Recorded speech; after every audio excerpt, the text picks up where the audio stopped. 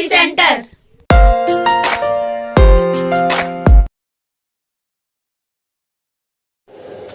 Hello everybody. तो आज हम इस चैप्टर में क्या देखने वाले हैं, उसी चीज को देखने वाले हैं जिससे हम चीजों को देखते हैं। तो वो हमारे बॉडी का कौन सा ऑर्गन है जो सबसे ज्यादा कीमती है और जिनसे हम चीजों को देखते हैं, तो वो है हमारी आंखें, है ना। तो इस चैप्टर में हम ह्यूमन आई मतलब मानव नेत्र के बारे में, और मानव नेत्र से फिर हम जो रंग बिरंगी दुनिया को देखते हैं, कलरफुल वर्ल्ड को, उसके बारे में पढ़ेंगे। तो ह्यूमन आई की जब हम बात करते हैं तो उसका स्ट्रक्चर जो होता है, ह्यूमन आई, ये एक लेंस, इसमें एक लेंस होता है और एक बॉल होती है ना। एक बॉल के अंदर कई सारी चीजें अरेंज रहती हैं, किस फॉर्मेट में, जैसा अभी यहाँ पे आप देख पा रहे हैं।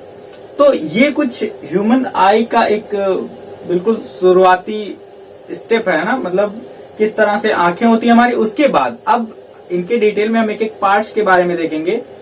तो अभी ये जैसे आंखें हैं, तो यहाँ पे जो बिल्कुल अपर वाला हिस्सा होता है ना, जो आप अपनी पलकों के ऊपर से पकड़ सकते हैं। अगर आप अपनी पलकों के ऊपर से पकड़ेंगे तो कुछ आपके हाथ में आएगा। वो क्या होता है, वो एक ट्रांसपेरेंट मटेरियल होता है ना, ट्रांसपेरेंट जैसी चीज होती है, बिल्कुल पारदर्शी होगी। उसको हम बोलते हैं कॉर्निया, जो कि उठा हुआ हिस्सा होता है। तो अगर आप अपनी पलकों के ऊपर से उसको पकड़ रहे हैं तो वो आपके हाथ में आएगा, वो होता है कॉर्निया। फिर कॉर्निया के बाद और अंदर आते हैं, तो जिससे हमारी आंखों का कलर डिसाइड होता है, वो उसके बीच में जो छोटा सा काला हिस्सा होता है जिससे लाइट अंदर एंटर करता है, उसको हम बोलते हैं प्यूपिल, पुतली बोलते हैं। तो और पुतली के बाद एक हमारा होता है आई लेंस, जो सिलेरी मसल्स होंगी जिससे वो जुड़ा रहेगा। और ये सिलेरी मसल्स क्या करती हैं, उस फोकल लेंथ को उसकी घटाती बढ़ाती रहती हैं। और इस फोकल लेंथ के घटाने और बढ़ाने की जो इनकी कैपेसिटी होती है, जो इनकी टेंडेंसी होती है, उसको हम बोलते हैं पावर ऑफ एकोमोडेशन, मतलब नेत्र की समंजन क्षमता बोलते हैं। इसका फायदा क्या होता है कि ये सिलेरी मसल्स अपने मतलब कॉन्ट्रैक्ट होकर या फिर उसको लेंस को खींचकर उसकी फोकल लेंथ को एडजस्ट करती हैं, और जिसकी वजह से वो फोकल जो आंखें होती हैं वो अपनी फोकल लेंथ को एडजस्ट करती हैं। इससे अगर हम जब पास की चीज देख रहे होते हैं तो वो फोकल लेंथ पास शिफ्ट हो जाता है, और जब दूर की चीज देख रहे होते हैं तो फोकल लेंथ दूर शिफ्ट हो जाता है, जिससे चीजें हमको क्लियर दिखाई पड़ती हैं, है ना।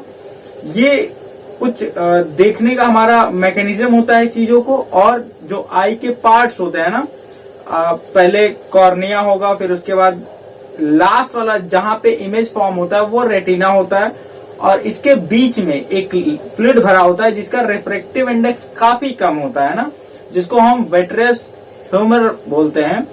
और एक ऑप्टिक नर्व, जो कि एक इलेक्ट्रोमैग्नेटिक सिग्नल्स के फॉर्म में इंफॉर्मेशन को, या जो भी हम इमेजेस बन रही होती हैं, उसको ब्रेन तक ले जाता है। और इमेजेस के फॉर्म होने की खास बात ये होती है कि ये इमेजेस उल्टा बनती है हमारी आंखों में, है ना। रेटिना पर जो भी इमेज बनती है वो उल्टी बनती है, लेकिन फिर उसको क्या करता है, ब्रेन सीधा करके देखता है ना। और ये वैसे ही फॉर्मेशन होता है इमेज का, जैसा हम पिछले चैप्टर्स में पढ़ चुके हैं।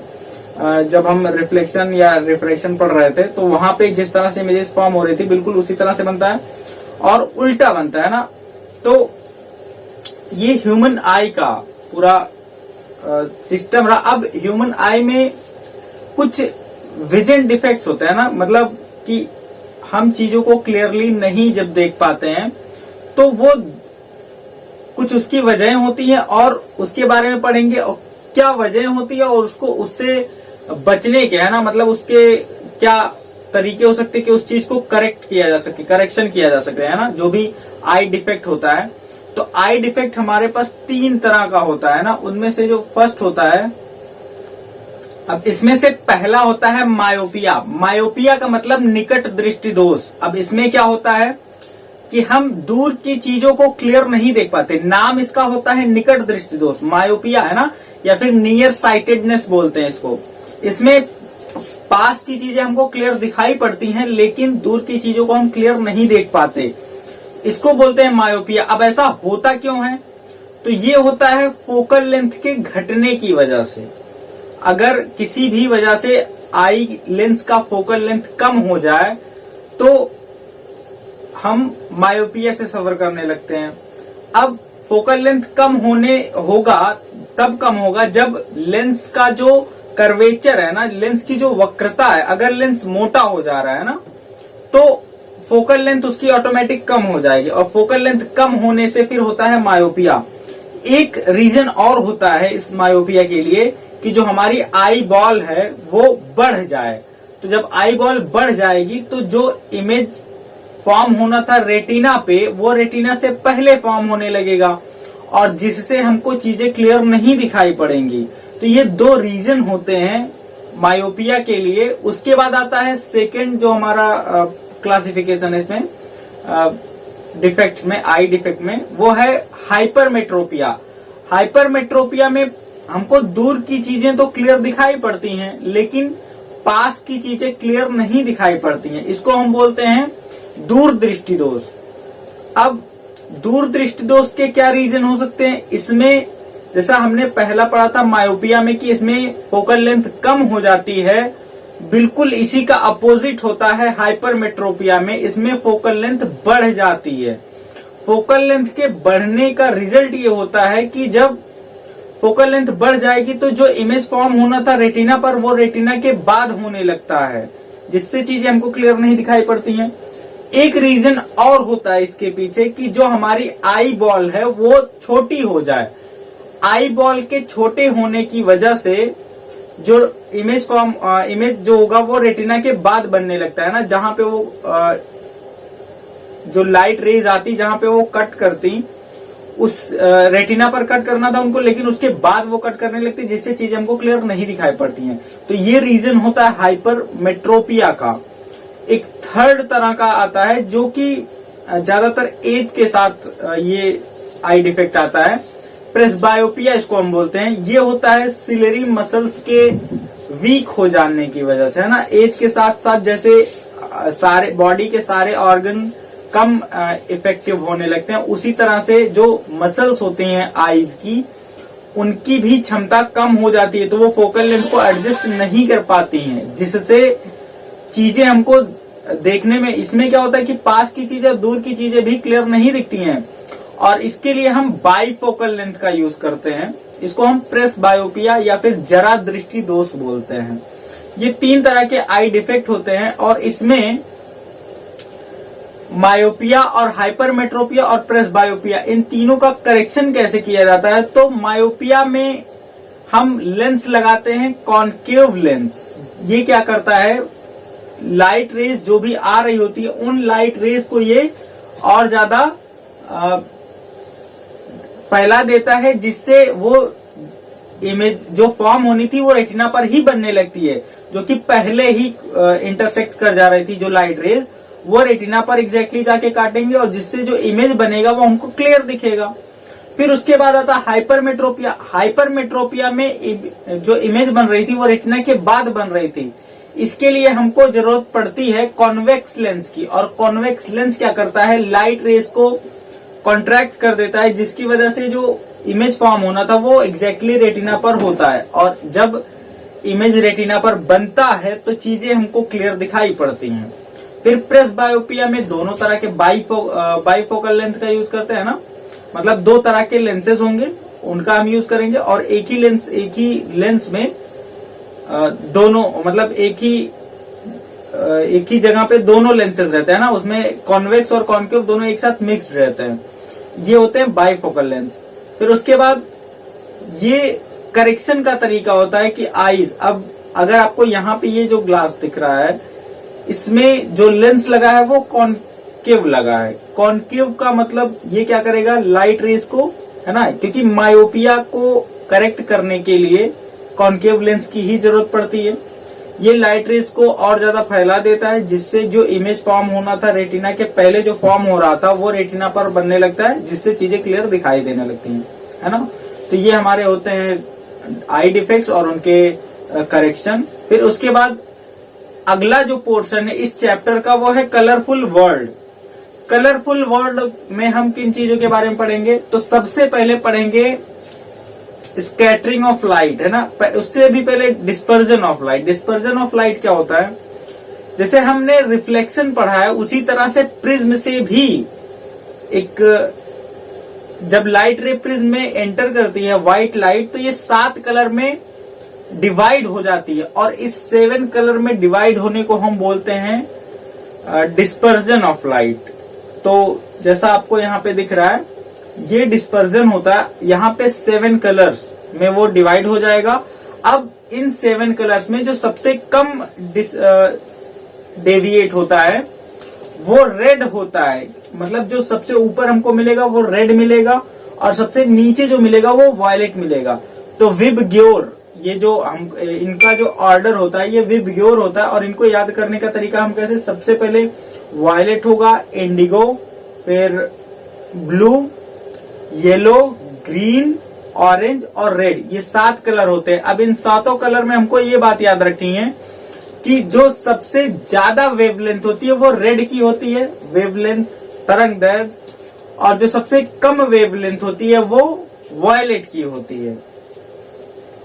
तो ये है डिस्पर्जन। फिर इसके बाद हम पढ़ेंगे स्कैटरिंग ऑफ लाइट, है ना, और एटमॉस्फेरिक रिफ्रैक्शन। तो स्कैटरिंग ऑफ लाइट क्या होता है? अब हमने जैसे पढ़ लिया पहले कि वेवलेंथ रेड कलर की सबसे ज्यादा होती है और वॉयलेट कलर की सबसे कम होती है। इसका मतलब अगर कहीं पे हमारे पास एक मीडियम है जिसमें छोटे छोटे पार्टिकल्स हैं, उन पार्टिकल्स से जब भी लाइट पास होगी तो लाइट को वो पार्टिकल्स एब्जॉर्ब करेंगे, और उनके अब जो जितना ज्यादा एब्जॉर्ब करेंगे उसी को उतना ज्यादा इमिट भी करेंगे ना, मतलब जितना अवशोषित करेंगे उतना ही उत्सर्जित भी करेंगे।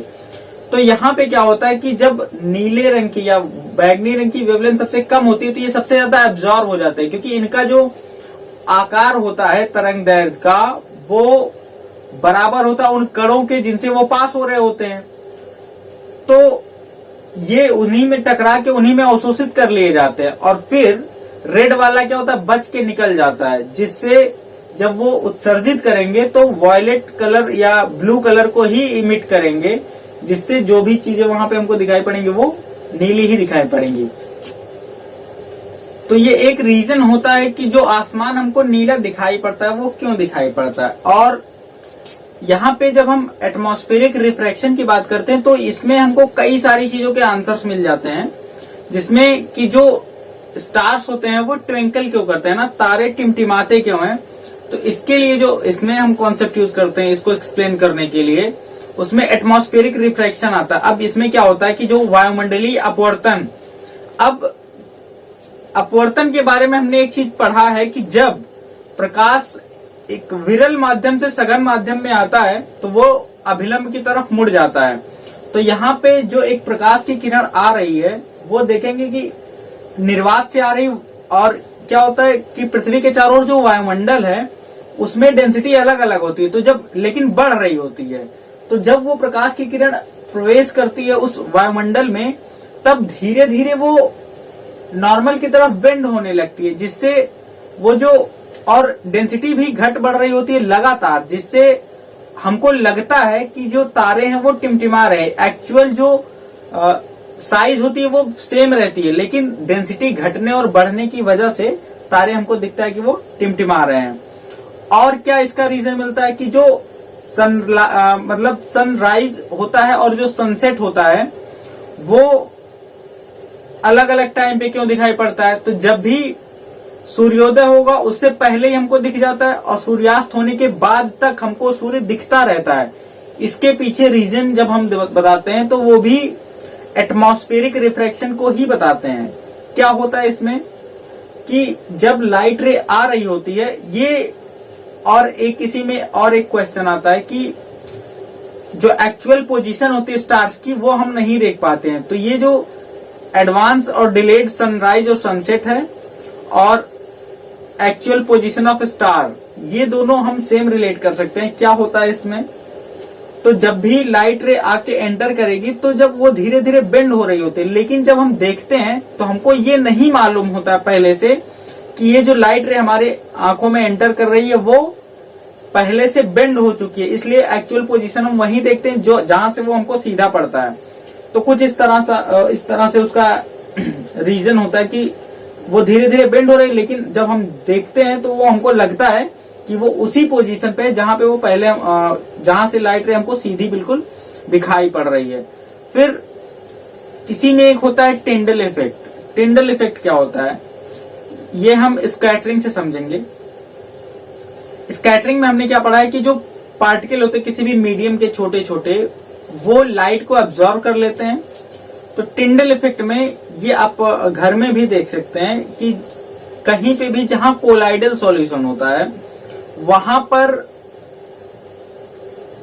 मीडियम के पार्टिकल, जब लाइट वहां से पास होती है तो मीडियम के पार्टिकल हमको दिखाई पड़ने लगते हैं।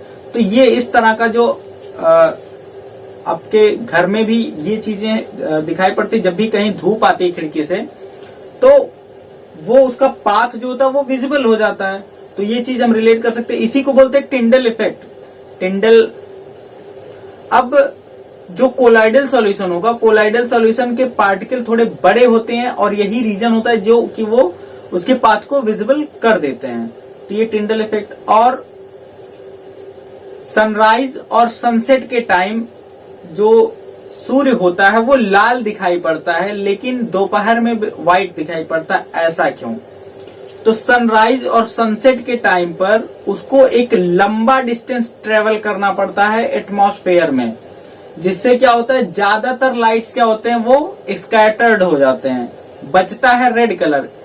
ये इसलिए बचता है क्योंकि इसकी वेवलेंथ सबसे ज्यादा होती है और इस वेवलेंथ के सबसे ज्यादा होने की वजह से इसका जो स्कैटरिंग होता है वो सबसे कम होता है, जिससे रेड कलर ही बचा रह जाता है और जब सूर्य देखते हैं हम तो वो लाल दिखाई पड़ता है हमको।